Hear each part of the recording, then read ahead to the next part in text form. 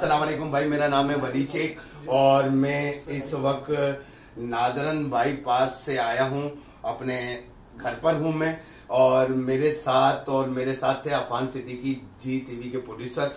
हम दोनों northern bypass पे लुटे हैं और मैं पहले भी अभी एक वीडियो मैंने दी है। ये देखिए, मैंने अपनी FIR कटवाई है।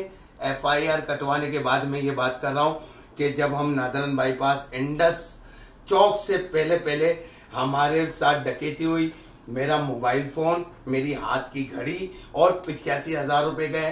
अफान का एक मोबाइल और 5,000 रुपए अफान के गए। और ये जो DSP साहब बड़े मजे से बोल रहे थे ना, अबे भाई क्यों किसी गरीब की ऐसी तैसी करवा दो, तुम्हारे इलाके में डकैती हो रही है, बंदे लूट रहे और नहीं देंगे तो वो मार देंगे। खुदा के लिए शरीफ लोगों के साथ ये ना करो, अपनी पुलिस को अलर्ट करो, झूठ ना बोलो कि डकैती नहीं हो रही है।